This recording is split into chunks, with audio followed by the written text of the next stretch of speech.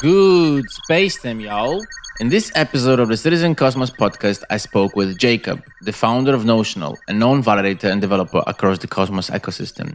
Along with Jacob, we discussed the story of Notional, in which we came to understand how small the world of blockchain is.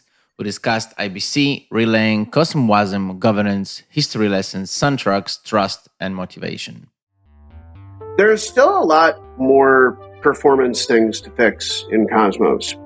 I thought it would be a good idea to record a video barking like a chihuahua about the speed of the chain.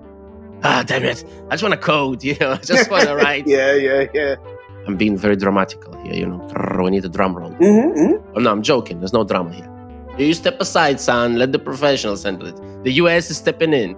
For a time, I kind of got separated from my family by the Great Firewall. Oh, yeah, shitcoins, right? Covered in shit, everything else. And really, I lost a great deal of that shitcoin money, of course. This is the scariest thing about going crazy, guys. You will not know it if you're really going off the deep end. I was. Bitcoin mining is maybe less about the actual mining of the coins and more about sourcing of energy. Before we rocket off into the podcast, here are the latest news from the sponsor of this episode, Cyber. The Cyber Congress DAO has opened the portal, and Atom, ETH, Terra, and Osmo users that meet the requirements can claim their gift and their moon citizenship on SIB.ai. Guys, welcome to another episode of the Citizen Cosmos podcast. We have today, I want to read this out. I prepared this and I'm going to read it out. Wait, Jacob, the founder of Notional, a disciplined software development kitty validator. There we go. I was thinking about that name. Jacob, man, hi. I'm sorry to not giving you a word, man. Hi and welcome. Hey, good to be here. So Notional was a Uniswap airdrop and a computer that's sitting right over there, and we're 20 people now. It's pretty incredible, actually. 20? 20, yeah. Whoa. Yeah. You want to hear how that kind of took off? Yes, of course. All right. I'd love to. Wait, guys, just before we start off, I want to say, I did say to Jacob, just before I hit the record button, and I'm going to say it here, I'll be honest, I have not prepared zero questions for Jacob because I think Jacob is an amazing guy who the conversation is going to be free flow with completely. So this is why the conversation at the beginning might seem a little bit lost. It's not. We are on track. And Jacob, Please carry on with the introduction. I'm sorry to interrupt you. I want everybody to know what it's like over there behind the background. So no worries, man. Yeah, all yours. Okay. So basically, in February of 2021, several things happened. One, I left Tendermint. I actually gradually left Tendermint until about June. Left Tendermint.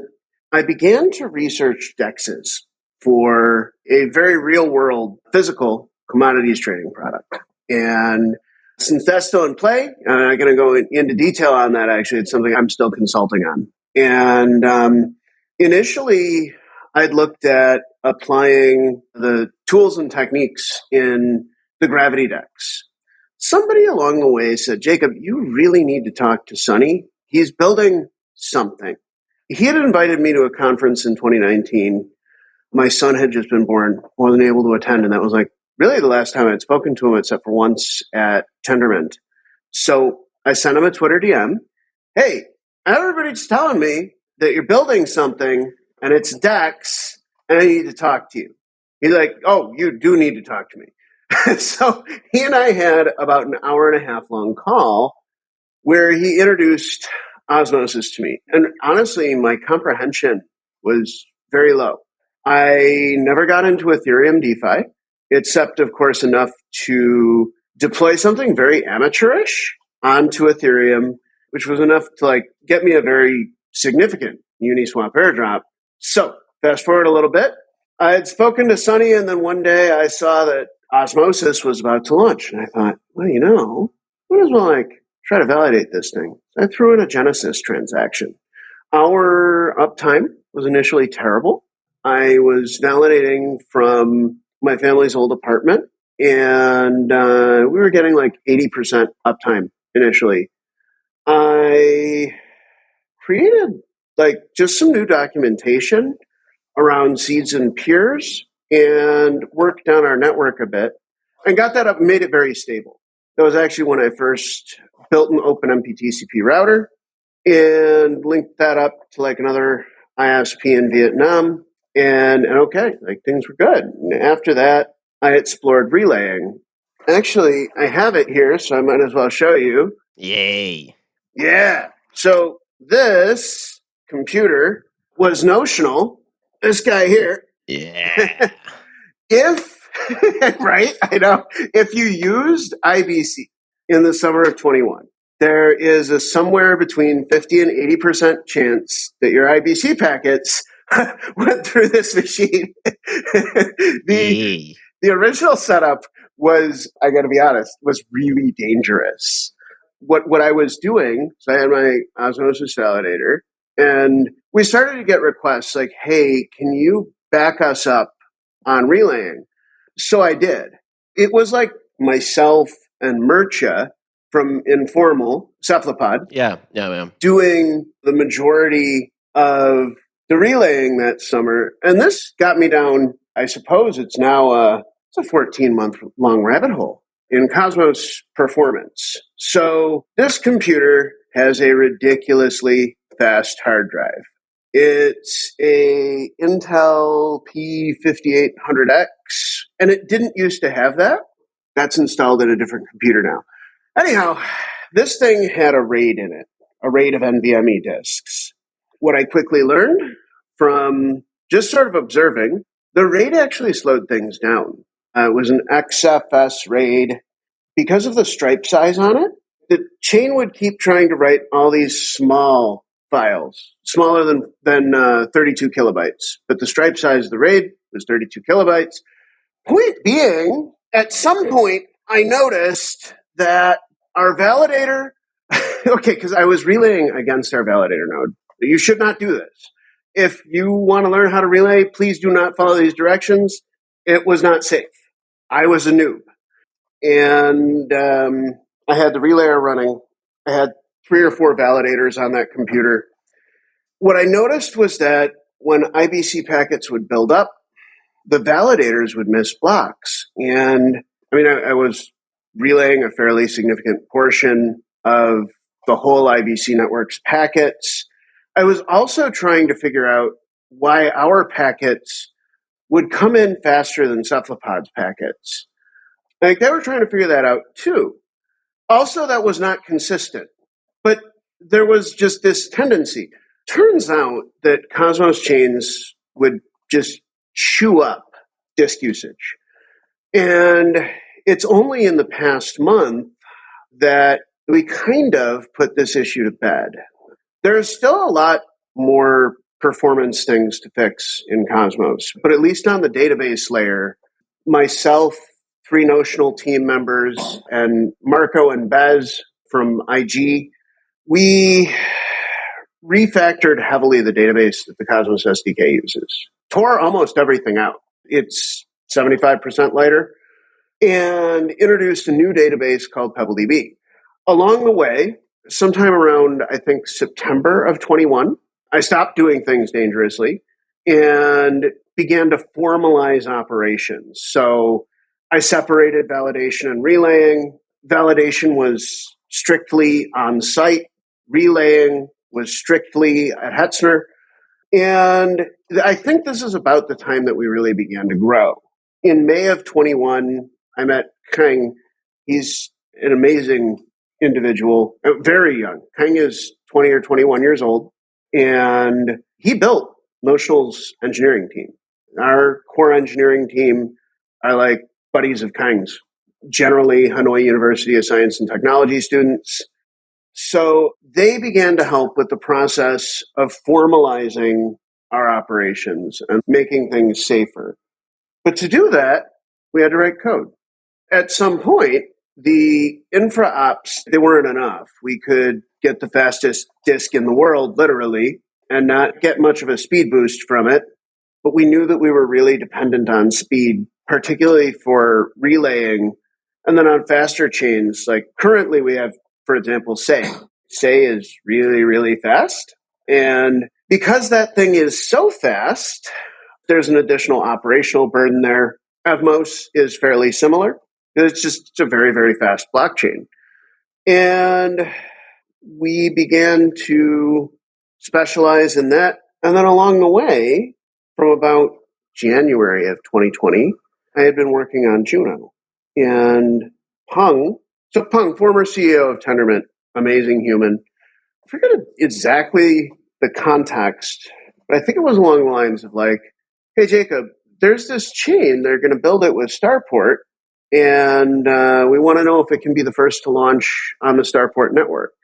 That part didn't really play out, but what I would do for 10 months maybe is I'd go between Juno and the Starport template, and I'd update the template for Starport every time that I saw that Juno had sort of fallen behind the latest versions of the Cosmos core libraries. So by fall of 21, we were doing more and more with Osmosis.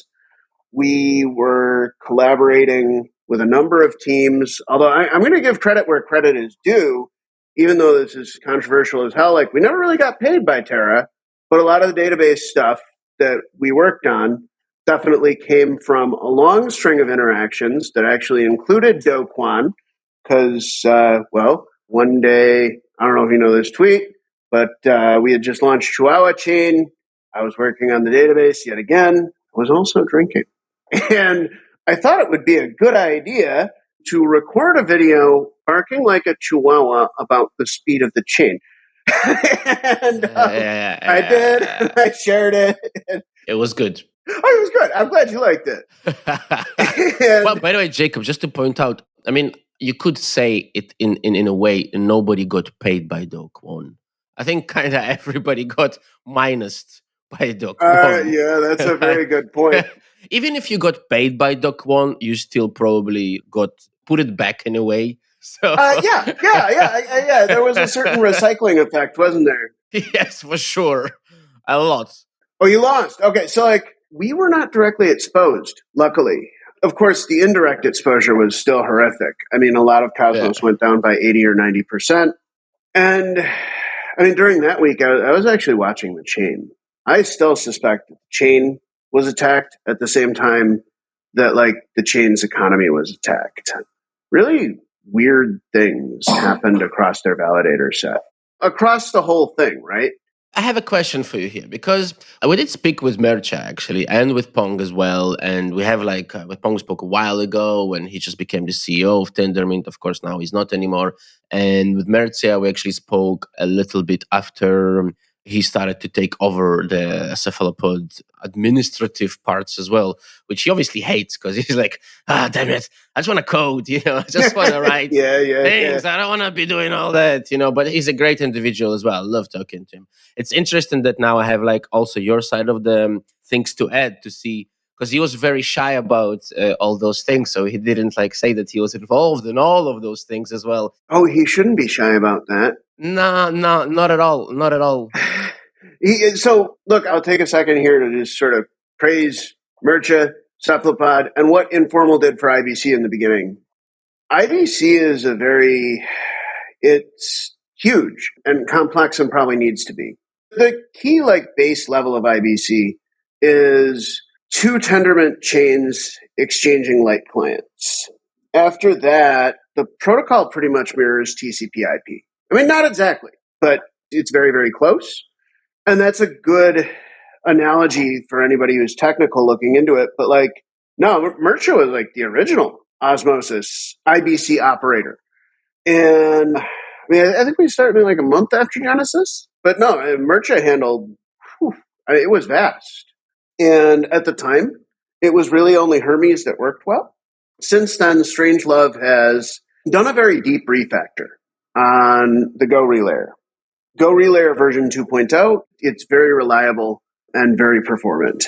It really works well. And in the summer of 21, though, was really just Hermes, and a lot of things broke. In fact, things broke constantly. You would see channels get backed up. Nobody knew why. Well, we all had guesses. Everybody had guesses. I had guesses. Mercha had guesses. Dave had guesses. Sonny had guesses. Who was right? No one. Ah. I mean, no. Everybody at times. So I think the thing that I was right about was the influence of hardware. I think the thing that Mircea was right about is that the software, in particular the Node software, was a performance bottleneck for IBC. As for Dave and Sunny, probably they put a lot of work toward making sure that there was a multi-relayer configuration, that it wasn't only, because there was WitVal in there as well, and they were working with the Go relayer. One of the things that we figured out, or like added evidence to, was that there were situations where Hermes would work really well, and situations where the Go relayer would work really well. Actually, interestingly, you asked who was right. Well, I don't think that we know to this day what caused some of those issues. Because what happened was we decoupled IBC from the SDK in version 43. Version 43 was pulled back, and then 44 was released. Osmosis ran 44 for a bit. I helped to upgrade Osmosis to 45, and I think that's when IBCD2 was released. So, like, what I mean is that in original Osmosis, which is sort of what kicked off, like, the big explosion in IBC, there were many issues that I believe are probably still more or less undiagnosed. We had a bunch of guesses. I'm sure that those guesses fed into both the IBC spec and then the IBC code. And now I would say that the big deal presently is we're integrating CosmWasm and IBC to a much greater degree, so that, like, if a chain is a computer and another chain is a computer, just using a metaphor, right? And then you have applications on each computer. Those are contracts. Those contracts can talk to each other. And that's the stage where we are now. And then, okay, how did we get to 20 people? Maybe just circling all the way back to the original question. Well, along the way, our focus shifted. Initially, we were mainly an operator. We learned how to run relayers and run them really well. We also helped to teach people how to run relayers. And we then began to write code. And that led to a number of different engineering contracts throughout the ecosystem. Presently, we support Osmosis, Juno, Pylons, Craft Economy, and we're kind of like pushing out SDK 46 across the ecosystem and working on performance. So that's how we ended up at 20 people, and we will likely move to a new office this or next month. And yeah, that's that piece of the story. And there is one thing here I would like to ask you about, because you spoke about focus. And I would love to not to talk about the drama, because that's really not fucking interesting. But I would love to talk about what makes you tick and what makes you motivated to mention the things I'm going to mention in a second. I'm being very dramatical here, we need a drum roll. Mm-hmm. Oh, no, I'm joking. There's no drama here. So I'm very curious, because you're one of those people who you seem very genuine. You seem what you do is what you get. And I'm not talking about the conversation that we're having with you now. By the way, to the listeners, we just realized the first time we interacted was almost 10 years ago, 8 years ago in blockchain, true. right? 2014. This is crazy.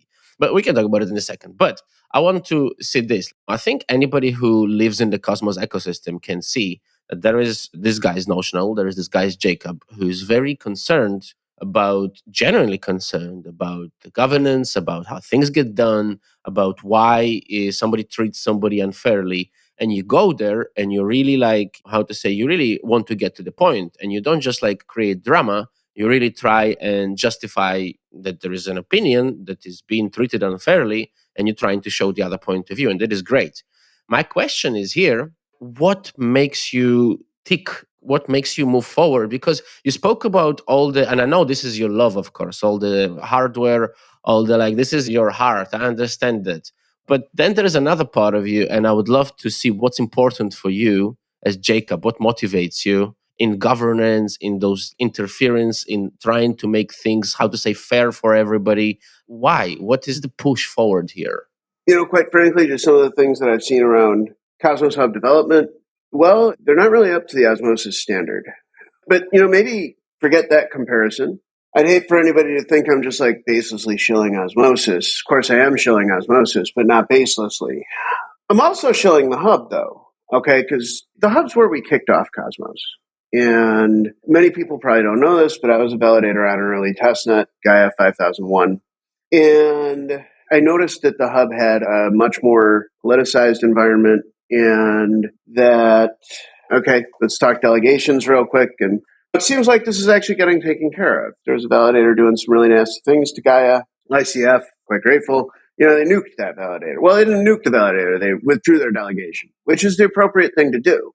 So I noticed that the delegations were really, really off, and that builders were not being supported the way that they were on Osmosis. And furthermore, if we go to something that I've spoken about many times on Twitter, there's this one random string, no name, no contact, 20% commission, no governance participation, frequent downtime, and basically everything bad about a validator.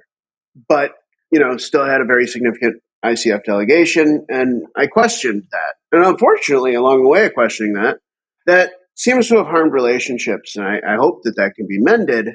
I'm going to defend myself in saying that, no, look, those things need to be taken care of. And they were not addressed in a serious manner when I first approached them. And yes, I first approached them in a very limited, semi-private context, and I was told literally to let the professionals handle it. They didn't. I love that sentence. Let the professionals handle it. I'm sorry. Just one of my favorite sentences in the world. You step aside, son. Let the professionals handle it. The US is stepping in. I'm joking. Sorry, go on. Well, yeah, that's more or less how I felt about it. And I also think that in a healthier environment, things like that would not harm relationships. Things like that people would be happy that you brought them up. Pull requests on the hub. They were not even getting looked at. But I found and eventually resolved, but only through working with the code reviewers who, one of them accused me of code of conduct violations for tweeting too much during Proposal 69. I don't want to name names, and I'm not interested in further damaging relationships. I'm interested in building relationships where we can say, no, really, there was a pretty serious problem with the hub CI where it would always pass. I really want to give credit where it's due. So like Cosmos SDK team, Cosmos IBC team, really did an incredible job around helping me get code in that touched on basically like the usability of SDK 46, because Notional invested tremendous amount of energy, money, time in building out chains on SDK 46 and like one of the byproducts of that. So we've put up the only chain on SDK 46 that's pylons, and that'll soon be going from testnet to mainnet. It's a chain that allows credit cards to be accepted. We have been building Craft Economy on SDK 46 since fall last year. More recently, there was some highly inaccurate information spread about governance. I want to have fact-driven conversations about all of this stuff. I feel that in meat space, politics have been taken over. I'm not trying to hurt anyone's feelings. If I have, I'm sorry. I genuinely care about the Cosmos hub, Cosmos overall. And I do think that because I raised these issues, Notional has been treated wrong and at scale. That is very disappointing. And I mean, we rewrote TMDB, rewrote it. There has been no recognition of that. We have created tooling to automatically find, I think they're called unclosed iterators in chains, which turned out to be a relatively common issue that was affecting database performance all across Cosmos. And at the end of the day, if we're kind of cast aside, well, one, I'd actually appreciate being told that directly, and we will just go and work on Osmosis and Juno. In my opinion, just has been like a misuse of our time. And I do not feel that it is disrespectful to point out that, for example, during all the debates around CosmWasm, no, really, when you enable CosmWasm on a chain, you double its system resource consumption. That's just how it is.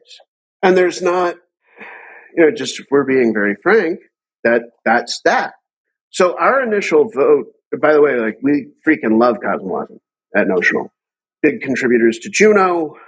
And it's I shouldn't say that like I was, in terms of features and functions, against CosmWasm on the hub.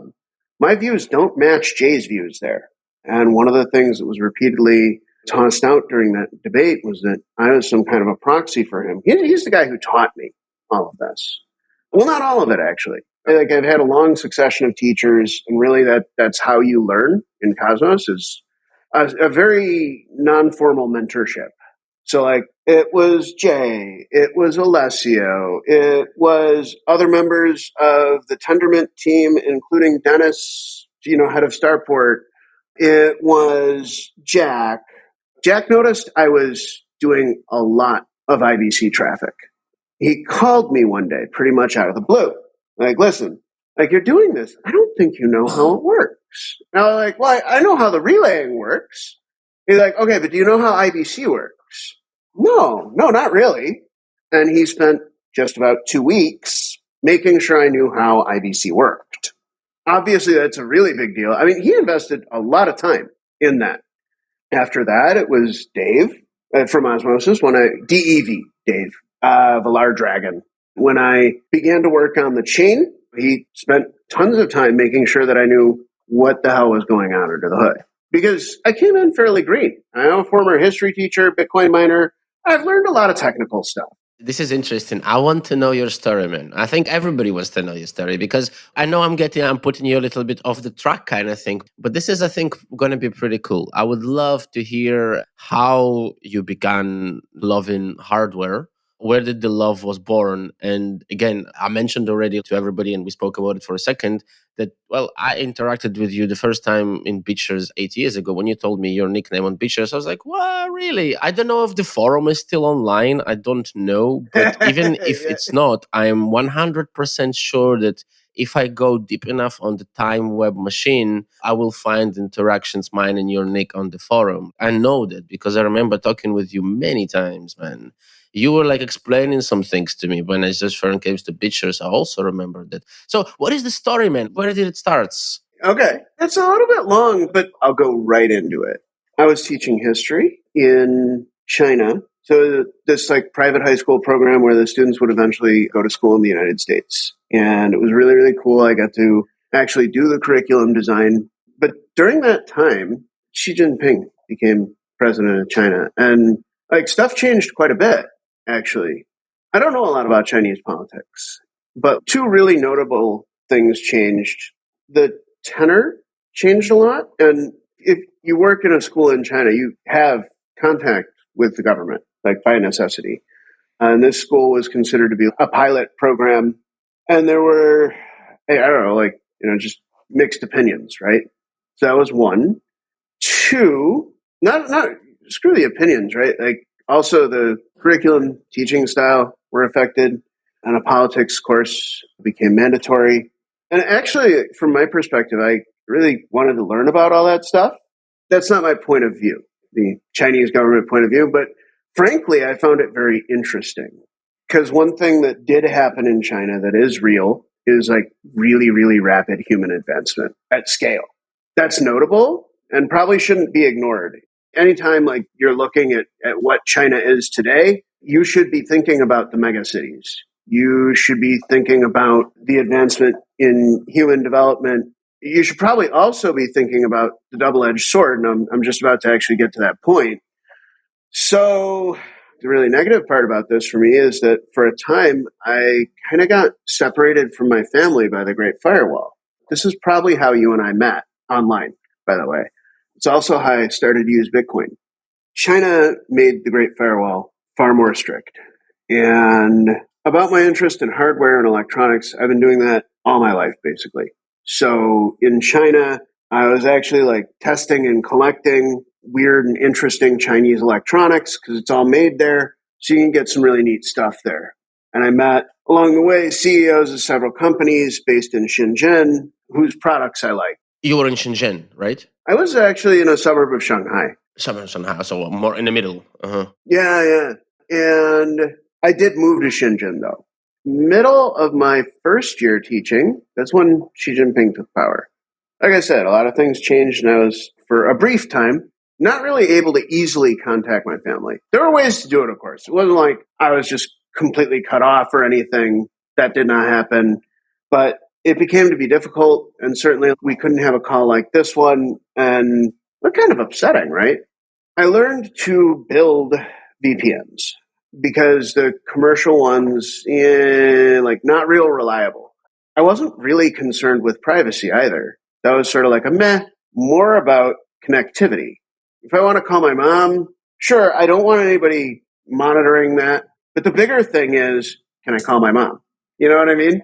So this is what led me into Bitcoin. Somehow I found out about MadeSafe. I participated in the ICO. I know, right? And then somehow, and I don't remember like the exact links and connections, right? But like that led into BitShares. You may know Fuzzy. Of course I know Fuzzy. Hell yeah. So I met Fuzzy. I came onto Fuzzy's show. I think by this time we're now in like 2013 or 2014. I've been on Fuzzy's show as well. Oh yeah. I wonder if we talked Damn there. right. Damn Everybody. Yep. right. So like I was on there with Fuzzy, with Dan pretty frequently. And end of my second year teaching, I had invested in Bitcoin, really like rolled around in all the shit coins, right? Like I'm just rolling in the shit coins, like, oh yeah, shit coins, right? I was covered in shit, everything else. And really, like, I lost a great deal of that shitcoin money, of course, because that's how shitcoins go. I just have to say, when you say that, rolling in shitcoins, I'm one of those people who doesn't get the like, oh my God. I'm like, yeah, I remember that feeling. I love Yeah. it. Sorry, Exactly. Sorry, No, go because on. I'm right Go on. with, dude. I'm right with you with that. Like, I know exactly It's what just you mean. amazing. It's like, Yep. So, I mean, I was rolling around with the shitcoins. Things went pretty well at first, and I decided to quit teaching. I moved down to Shenzhen, had this like giant pile of weird computer parts, no plan. And I was like, I want to make open source hardware because these wallets, these private keys, if the hardware that we run the wallets on isn't open, well, we can't audit the hardware, meaning the keys are always in some way vulnerable. And there, I got about a 6-month like crash course in really why hardware isn't open source, or more accurately, why open source software or hardware is crazy hard. What you have, if you look at the ARM CPU market, people license the ARM design. Those drivers are proprietary. Intel is relatively similar. They protect things at like different levels in the stack. Intel's drivers are all open, but Intel's PCB reference designs are all closed. And then certainly like the semiconductor material in both cases is closed. All of that failed. And enter weird politics stuff again. My visa ran out during the Umbrella Revolution. So I went from Shenzhen to Hong Kong. I'm down there for a week or two. Guys, you could taste the pepper spray in the air just about everywhere. It looked like it was going to turn violent. And in many ways, it did turn violent, of course, but more violent. Like what I mean is I felt that it could easily get more violent than it already was. Like throw out a couple of notable facts from that time. Let's forget the fact that like police were just like straight up, oh, I have a tank of pepper spray. Fuck you. And just like going at it, right? I know this one. So not the Chinese one, but I know the feeling very well in other countries. So yeah. Gotcha. Yeah. And they were quite doing that. Additionally, there were like these counter protesters. I assume toadies, stooges, etc., right? Like they were doing things like juggling knives in menacing ways on street corners and stuff. Very visible and very like clear intimidation. Trying to remember like some of the other. I don't know if you saw photos from that time. I was on some of those overpasses. I wanted to see it. I didn't really want to engage in it. I wanted to know. Eventually, I realized, wait, this isn't going to stop. The government offices are closed. I can't renew my Chinese visa right now. Actually, if I'd have stayed another week, I probably could have. But I did research at a co-working space that I was working out of and eventually decided, okay, this is not going to work, because I was just there to renew my visa. It was going to be a very straightforward thing. And I flew down to Saigon, where I actually failed again. It's similar, like I was working on hardware, and I met a fellow, Haibak No, who actually like still working with in some capacity. He's currently like working on routers and things. He's like, come up to Hanoi. I'm like, yeah, I think we got something for you here. Just do it, right? I'm like, okay. And I did. I actually ended up in Hanoi for 2.5 years back then. And that's how I ended up coming here again. This time I got stuck here for COVID. And then, like, in the middle part, right? At one point, I visited Cambodia for, get ready, the Steemit Southeast Asia meetup. Fantastic. I was in the Yeah. Lisbon on the second one. It's years ago. I was there, man. Really? I was top writer on Steemit for 3 months when Steemit first came out. For a long, long time. Each one of my posts used to get like way over $1,000 back at the time. Like Right. it was crazy. And then so you changed your work, maybe. I did. Oh. And like basically I was making more on Steemit than I was doing consulting in Hanoi. I moved to Cambodia. Well, one second, Jacob. Your nickname was which one? FADDAT. Oh, it's the same one that you used on pictures. Yep. Right. Man, are you serious, man? Of course we spoke with you on Steemit as well. Wait a second, but I never met you in any... No. You were not in Lisbon, right? During the Steam Fest, right? Yeah, no, I wasn't in Lisbon. And this was just a small meetup that another Steemit user made. But like me and my colleagues were writing on Steemit and like making great money with it and decided to go to Cambodia, and I ended up... If you check my Steemit posts, you'll find that like, I felt that there were some bugs in Steemit, and they may still... what it turned out to be, I'll be really specific.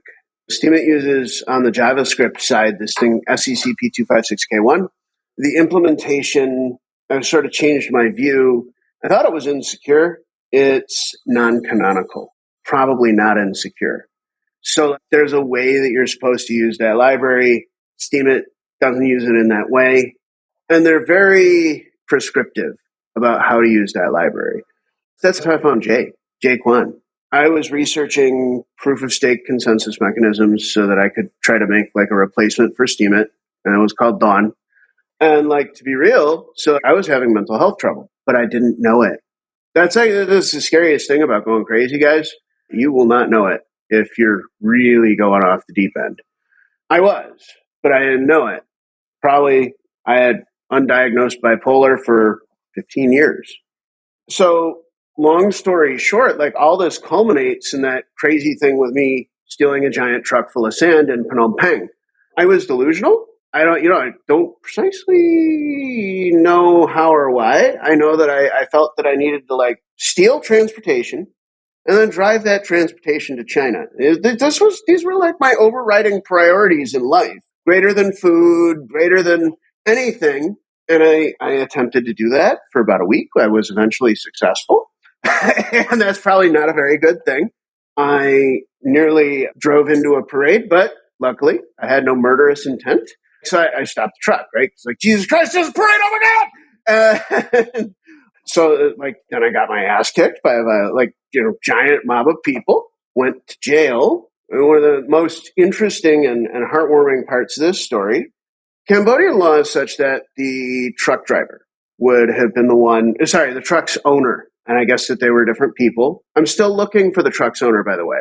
I owe the truck's owner so much. Apparently, the truck's owner came to see me in jail. He took one look at my crazy ass. No, this guy's messed up, just like done. And within a day, the U.S. Embassy had come and picked me up. And guys, like, I just need to state very clearly, like, I was bonkers as hell. So they took me to a psychiatric hospital. There, they tried everything but except for actually what helped me. So to this day, I religiously take lithium, but like there, they put me on every downer type of drug that you can imagine. It didn't work. I was still quite bonkers, but they got me onto an airplane, okay, after about 2 weeks. So I flew from Phnom Penh to Buffalo actually with a doctor who was like just feeding me pills the entire time. So he got me to Buffalo. From the Buffalo airport, I went to the Buffalo Psychiatric Center. And this is worth telling because I was genuinely helped by this stuff. I wouldn't be here today if things hadn't gone in this way. I can relate very much to the story. The first time I was diagnosed with bipolar was 18 years ago. So Gotcha. When I was just about 17, 18, I got diagnosed with bipolar. Scary as shit, right? You know what? I think I've seen it throughout my bringing adolescence, not on me, but on other people. I think I decided when I was 18 that it is going to be my prerogative and my battle. And I refused to take pills that I was prescribed, all the downers and all that shit. And I was like, I'm not taking that shit. I'm sorry, guys. And I never did. I think that's what kind of helped to keep it. But again, with bipolar, it's a very loud sentence to say because you have obviously very different levels of bipolar disorder and the way it develops from the first to the fourth stage, of course. And yeah. I'm gonna cut out you for a second because I want to I don't want you to cut out. I want to channel you, kind of thing, because I want to try and connect the dots. And I'm gonna make assumptions, and I apologize for that in the beginning because okay. They're gonna be private, personal assumptions. What I'm trying to understand is I'm trying to connect here everything: your history teaching, the Chinese government changes, the love for the hardware, and what I see. And feel free to correct me if I'm wrong. What I see is somebody who, like my question before about why in the cosmos, why is it important for you, that battle? Now I can hear it. And what I'm hearing is that, okay, there has been misjudgments, which you saw with the Chinese government, right? The unfairness of how they started to treat the inability to contact your family. And that kind of, to me, calls as a, okay, if the governance goes wrong, if nobody says anything in the right time and doesn't try to do something, that's what's going to happen. And that's what I'm kind of, I don't know if I'm wrong here. I don't know. Well, yeah. Okay, I should expand on that. So I was an Iraq War protester. It was the dumbest, most futile thing I've ever done. Technically speaking, that's the first time I was arrested, but they didn't book it. I was in Chicago and I was literally put in plastic handcuffs and taken to the other side of the city and dumped out. And it was pointless. What I mean is, what I was doing at the time, carrying around a sign and talking about, no war or whatever, it was pointless because there's a giant apparatus of lies backing up that conflict. So I'm really sensitive to governance issues and also to the accuracy of information that affects governance. And maybe just to give you another dot to connect, right? So going back to the whole mental health situation, I actually made a miraculously and in my mind statistically unlikely recovery. Most of the people that I met in the mental hospital, I don't think that they recovered. And they did the same things, got the same treatment, but did not recover. But I did.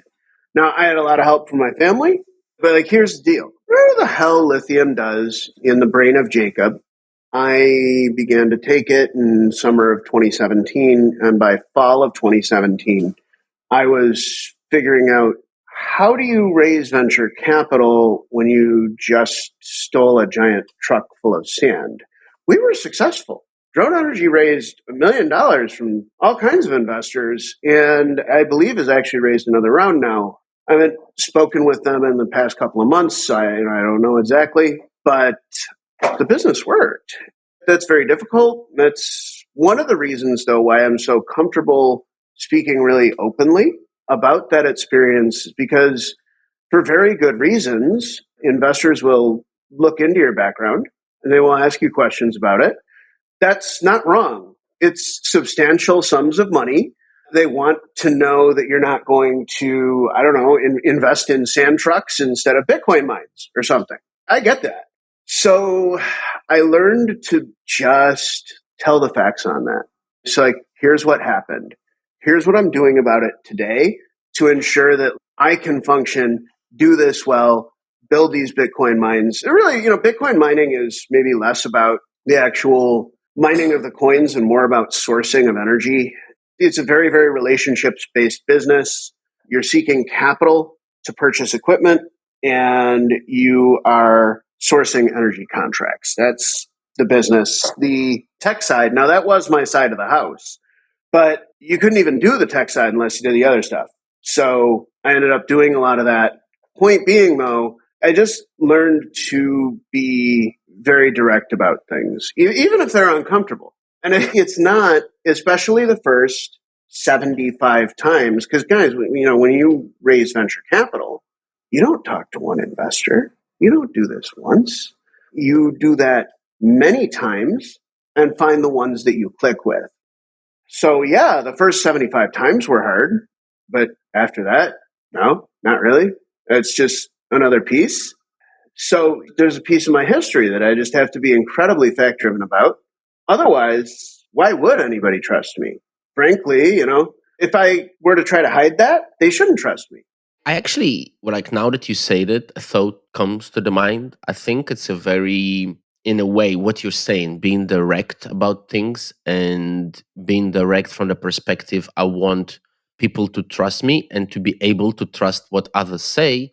Here's now to me as a very thing that comes from something like battling bipolar and succeeding, because to me, those swings that uncontrollable are something I want to control. I don't trust those swings and I want to trust. And that's why I would rather be direct and say, hey guys, this is what I am. This is my minuses. This is my pluses.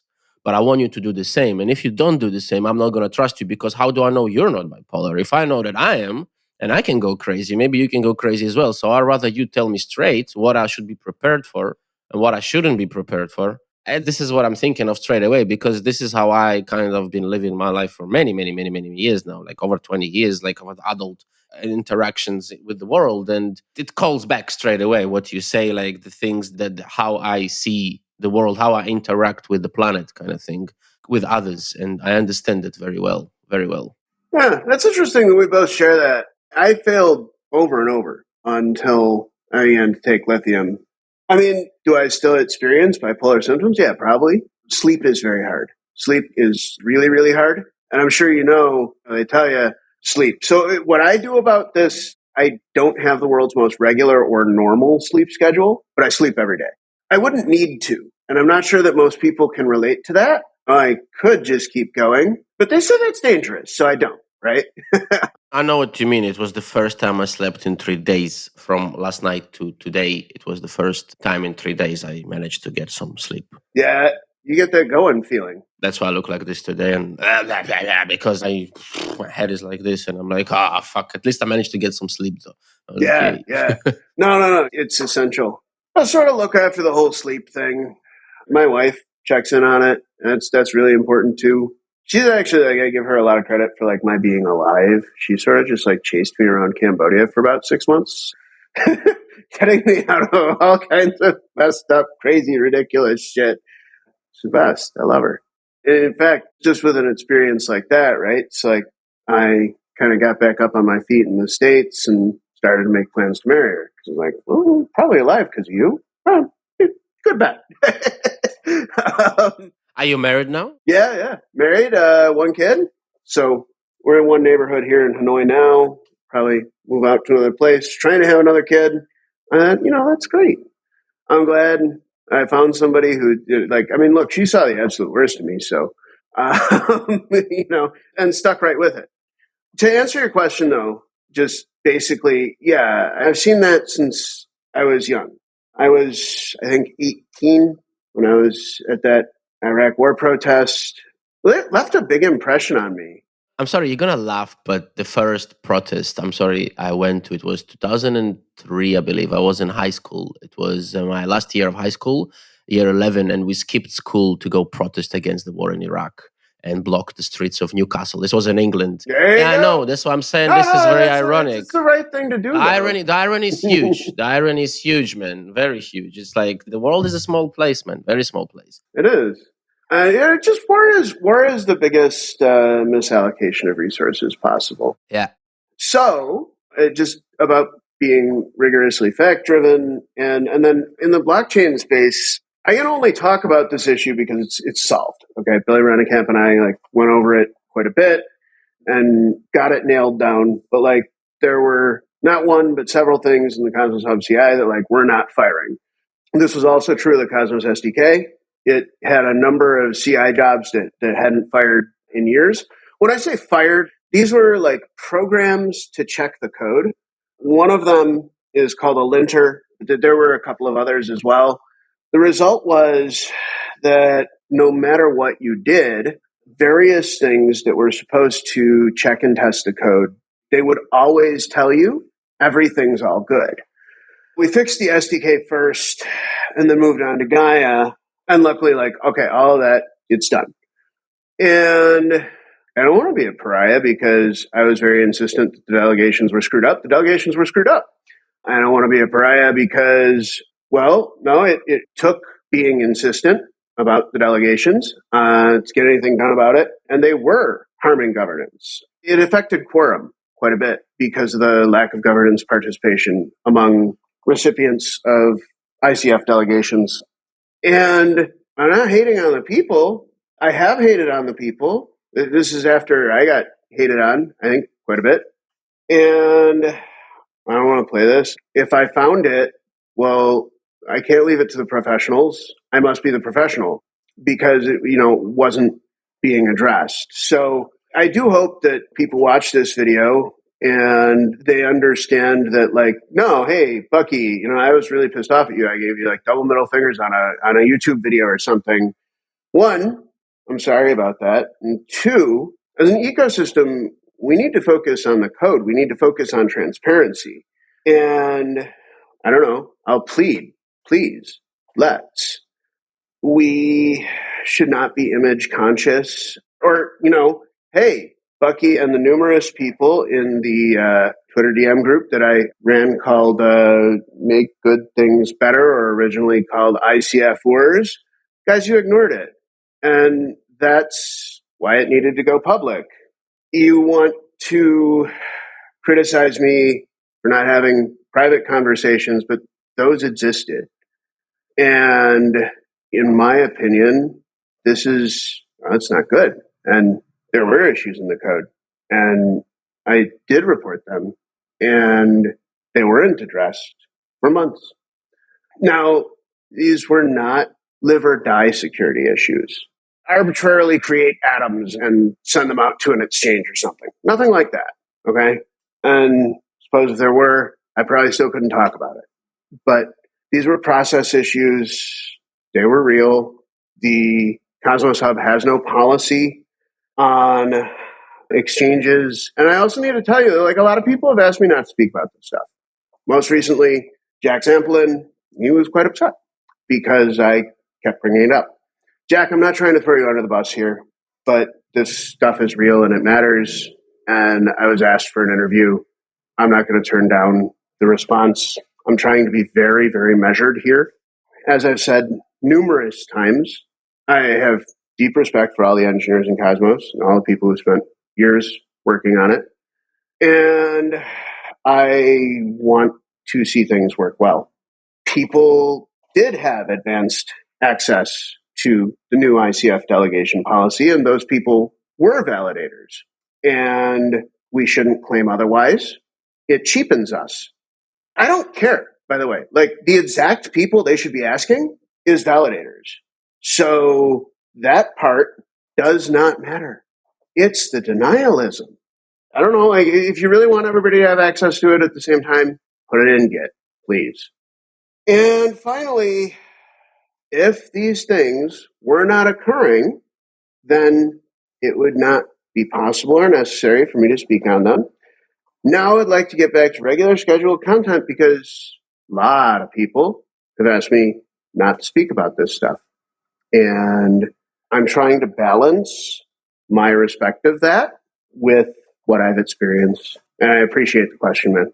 I think that it's important that, an unbiased, in a way, opinions that are they heard, and then everybody can understand, okay, that is the picture and my subjective opinion on this, because now I have all the sides of the medal, can be this or that or that.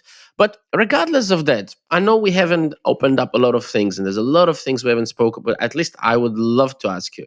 But I want to resume this one, and I don't know if you would like that, because I would like to carry on this conversation on a second episode. No, that'd be super. That'd be super. And here's what I want to say about the controversial stuff. I want to beg everybody's pardon. This is simply what I've experienced. I also want to thank Marco B., the IBC Go team, and Bez for their constant support in the implementation of Cosmos SDK 46. I want to thank Billy Rennekamp for, basically, I sent him a DM one day and I'm like, look, we just need to get this taken care of. We need to drop everything else. Okay. I don't care. Okay. The guy validated the Kona guy, whatever, but this needs to take priority. And he worked with me on it. And it was really good. I want to thank him for that. Ethan Bookman. Bucky, you've worked on this stuff for years, man. It's not like I have no appreciation of that. So please understand that. Pat Fish, he's the person who told me, leave it to the professionals. Look, you've also worked on this for years, and I don't have no appreciation of your work. Just I felt that this stuff needed to be addressed. And I'm really glad that it's being addressed. It's very clear to me that it is being addressed. So it's my hope that we can put these things aside. It's my hope that you'll actually bother to hear this piece of the video. It's my hope that everybody will understand. I'm not saying ICF is evil or useless. 2, informal is evil or useless. I'm merely saying I want to have better quality conversations. And if you don't respond to the private conversations, and it is a pressing issue, I'll continue to raise it. If people spread non-factual governance information in public, yeah, I'll address it in public because I don't want the hub's governance making consequential decisions based on inaccurate information.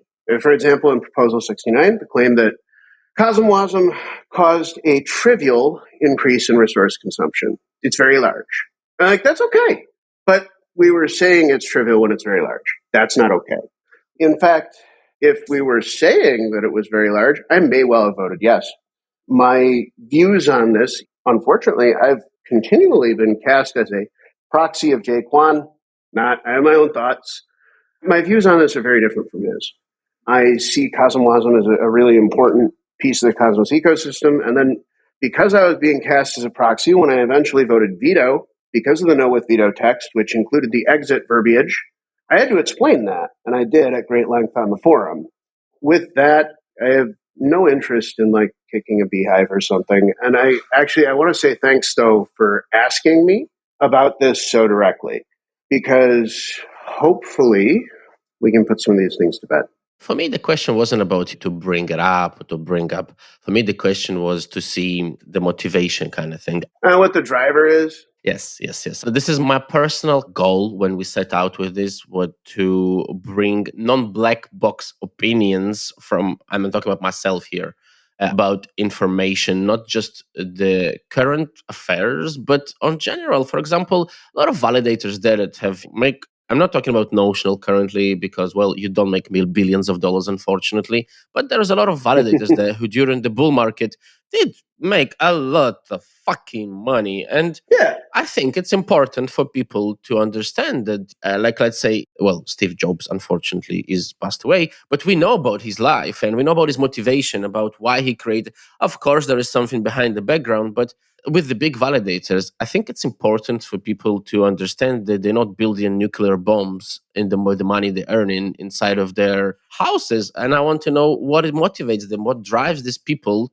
So when we look at Web3, we have a clearer, a more visible future. And on that note, I'm going to do a resume question for this episode to you, a small resume question, because I think it's important. But what keeps you going? What keeps you wanting to get off bed? Because with everything that you mentioned over the past hour and a half or so, I think it's obvious that it's not easy for anyone with internal struggle, like you spoke about. Like I said, that I know very well what you're talking about, to do this every day. And I want to understand what keeps on. You get up every day and you say, I'm still going to do this. I'm still going to build, and build for the future. So I guess it kind of goes back to the Iraq War protests. I really do think that governments worldwide are fairly fundamentally flawed, and that transparency would solve a lot. I recently voted for 5% minimum commission on the hub. I'm actually a very, very big supporter of markets. One thing that I've found really frustrating throughout a career as an entrepreneur is incorporation and capital formation processes. And actually, I think that ICOs are right. There were a lot of really, really shit ICOs, but guess what? Like, most startups are also really, really shit. Most startups fail completely, and most startups lose 100% of invested capital. That's actually kind of the norm. It's only an issue, like a moral issue, when there isn't a genuine effort given. And in that case, yeah, that's like fraud or a scam. And chains, they're not companies. They're countries. Yeah, bingo. Well, so like Dig. That's kind of what we're chasing there. Dig is, well, that's a project really based upon, like, if you read the README file, it's like, we're going to get physical plots of land. We're going to divvy them up on chain. We're going to sell those physical plots of land. And we're going to excel because of transparency. That project suffered tremendously because of the conflict in Ukraine, actually. We definitely overinvested in that market, but there is a very specific reason. And probably if I was faced with the same set of decisions again, I'd probably make the same decisions, because they had the legal structures that they had put in place just before the war, before martial law was put into place, actually made the Dig project 100% legal. So, like, we would have been able to do everything, the whole 9 yards, without question. And by the way, if anybody watching is interested in like the network state concept, or, you know, just sort of the vibes around Dig, we are looking for a place on planet Earth where this works. It probably shouldn't be Ukraine. They have a war going on, and they put martial law into place, unfortunately. When they put martial law into place, the regulations on cryptocurrency went out the window. So at present, what we've done is we've upgraded Dig to SDK 46. We have added CosmWasm to Dig, and we'll be making an upgrade to it in, I guess, the next couple of weeks, soon as IBCV5 is finalized. And then we'll get going on that. Back to the original question, though. What does keep you out of bed every day to build, man? I want to know this. Oh, well, I mean, it's the creation of transparent systems, improving. I guess you could say I'm a true believer in sort of the style of governance that we have in Cosmos chains. Even though it's messy and imperfect, I think that the current setup can be extended a great deal. It's one of the reasons I love SDK 46, because SDK 46 did extend governance. We can do that more in 47. I want all that stuff. And I want it because I feel like, well, okay, I guess it comes down to like, war is bad, right? And how does war happen? Well, you seemingly necessarily need to create a certain set of lies about another group of people. Once you've done that, you get people to hate on them enough to harm them. It's the most tremendous resource misallocation that could exist. And, you know, maybe I'm still just protesting the Iraq war. There's nothing wrong with it. There's nothing wrong with it, in my opinion. I know. It was futile, but I mean, it was probably the right thing to do, right? I think on that note, I would like to wrap this episode up, because I think it's very important, not because it's too long in this case, but I think it's an important point. What you said there, I think it kind of brings the picture of what I wanted to understand. And I hope that a lot of people can see that there is a motivation behind Notional that is not made out of one character and not one subjective matter that happened somewhere. But the whole history that you told and a lot of the things that you said come paint that picture. And I would love to speak again, to talk more about Dig Chain and about the craft economy. But let's dedicate, like, I think, a separate part of talk to that. Be very happy to. Jacob, thank you for agreeing to do this. Thank you for coming on. Certainly, thank you. And guys, it's been a very interesting and profound convo. I hope that you enjoyed it as much as I did. So thank you everyone for tuning in.